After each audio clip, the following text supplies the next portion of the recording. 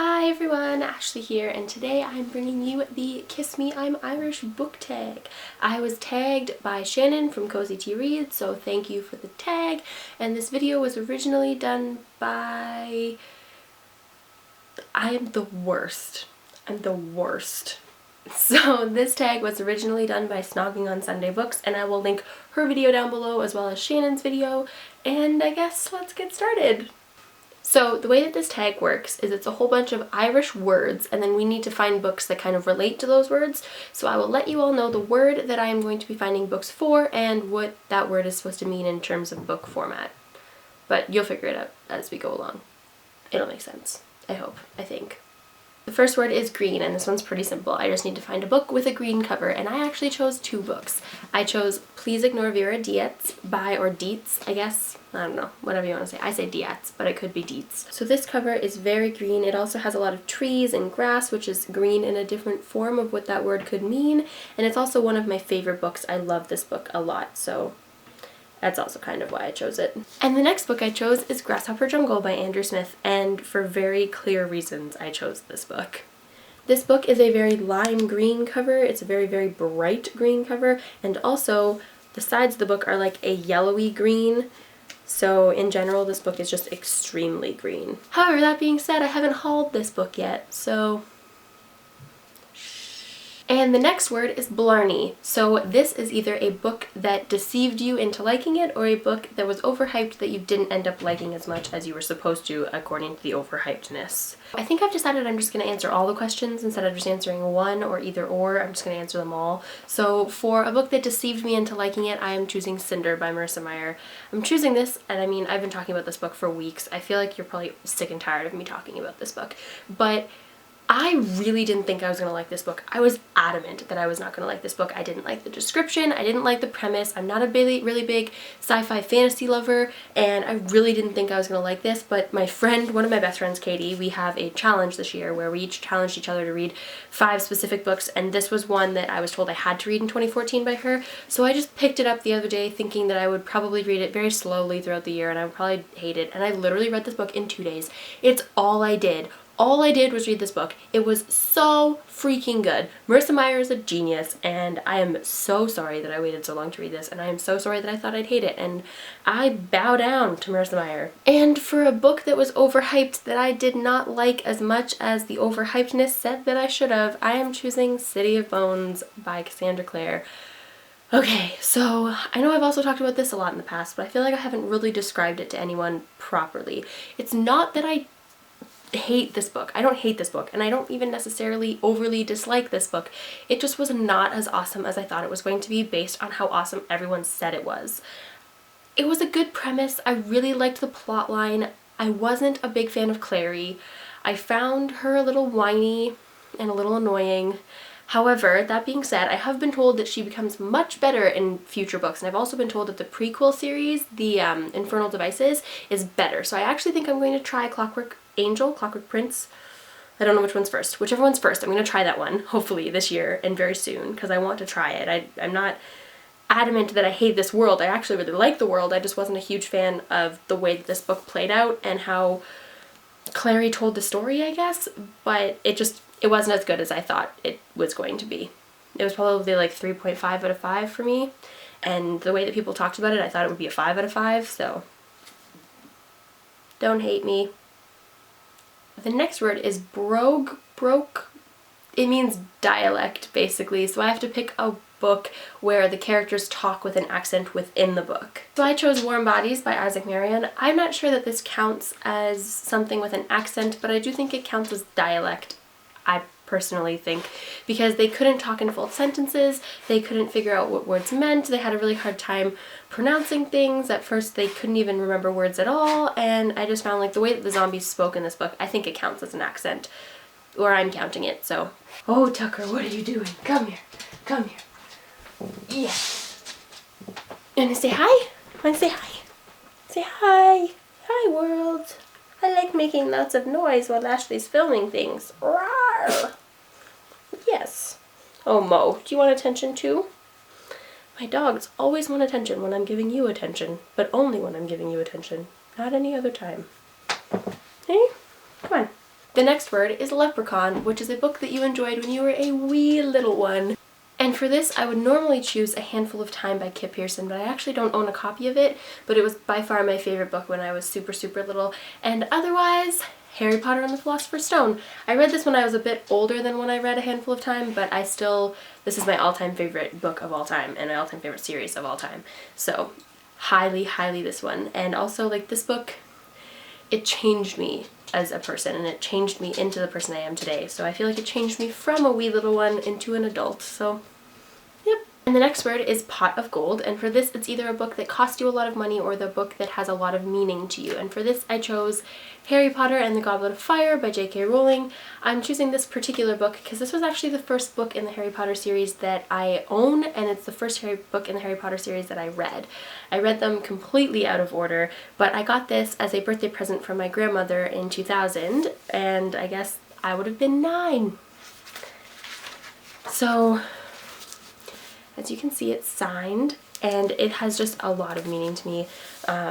My grandma is very important to me, so this book is just so important to me. If my house was on fire and I could only grab one thing other than my dogs, I would grab this book. This book is my most precious book in my entire collection by far.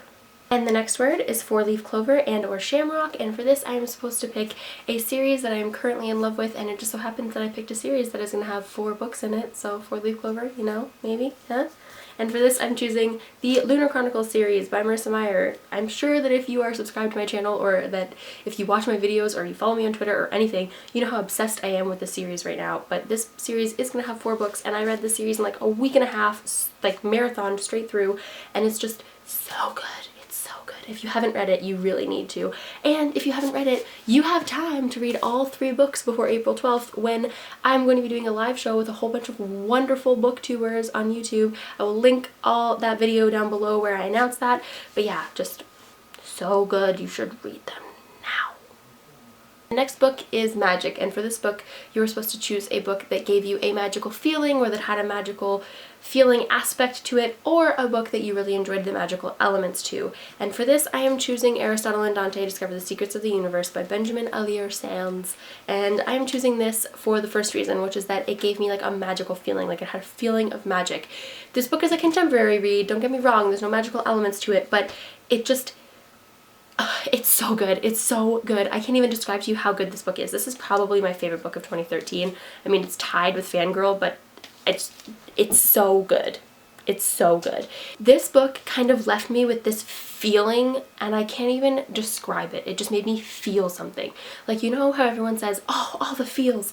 This book gave you so many feels that I can't even tell you what the feelings were. That's what it made me feel.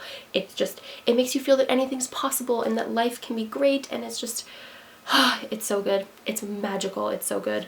And if you want my answer to the second question, which is a book that I am enjoying the magical elements to, I'm not going to talk about Harry Potter again, although you should know that my answer would probably be Harry Potter. I'm going to talk about a book that I just started, and that is Half Bad by Sally Green. I just started this book, but I am really enjoying the magical elements to this book. And the next word is kiss, and for this you are supposed to choose your current favorite book pairing or your all-time favorite book pairing. And for this I am choosing Landline by Rainbow Rowell. Specifically I am choosing Georgie and Neil from Landline by Rainbow Rowell, and oh my god, what? They are so cute. I am going to specifically choose Georgie and Neil from when they were in university, all of the flashbacks, but just, oh my god. 1, I love flashbacks, and 2, their relationship is just so effing cute, I can't even handle it.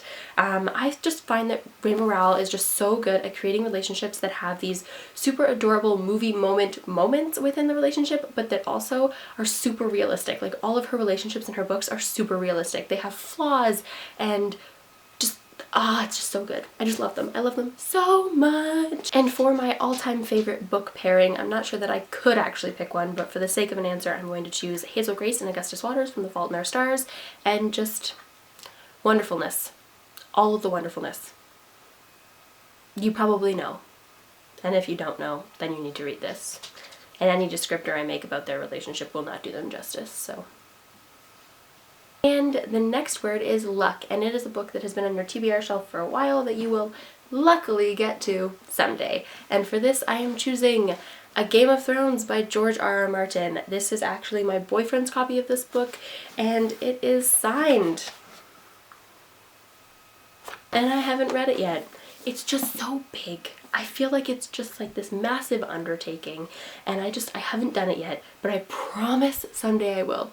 I promise I will someday read this book, and I know a lot of booktubers are reading it right now, and I know it's good. I'm aware it's good. I've seen the show, and I know that the show doesn't even do the book justice, which means that the book's going to be fabulous, but it's just, I know it's going to be giant for me to take in, and I've been avoiding it. But I promise, someday. Someday soon, I will read this book. The next word is jig, and this word is supposed to be a book that if you could get your hands on right now, you would do like a giant happy dance and be super excited about. So this can be a book that is already released that you don't own yet, or a book that is yet to be released, and for this, I am choosing Isla and the Happily Ever After by Stephanie Perkins. I am going literally insane waiting for this book. I can't believe I have to wait till August to get my hands on it. If I happen to get my hands on an arc of this book, I swear to God I will cry. I would just freak out. I would actually do a happy dance for all of you. If I get an arc of Isla and the Happily Ever After, I will do a jig for you. That's how excited I am for that book. The last word is rainbow, and for this you are supposed to tag people to do this tag and I guess lead them to the other end of the wonderful Kiss Me I'm Irish rainbow. And for this I'm actually going to choose 7 booktubers because there are 7 colors in a rainbow. Okay, so I'm going to tag Katrina from LittleBookOwl, I'm going to tag Kat from Katytastic, I'm going to tag Fran from Fran dalfthegrey, I'm going to tag Annabelle from Inthebookcorner, I'm going to tag Megan Olivier from Megan Olivier, I'm going to tag Kassidy Voinche from Kassidy Voinche, and I'm going to tag Marlinelina from Marlinelina. It's really easy when your YouTube name is your name. And I love all of these booktubers. I don't think I have over-tagged most of them. I over-tag Fran all the time because I love her. But yes, please enjoy doing this tag, and if you do this tag, even if I didn't tag you, link it below and let me know so that I can watch it. Thank you again, Shannon, for tagging me in this tag. I had a lot of fun doing it. Happy St. Patrick's Day to everyone, and until next time, happy reading. Bye!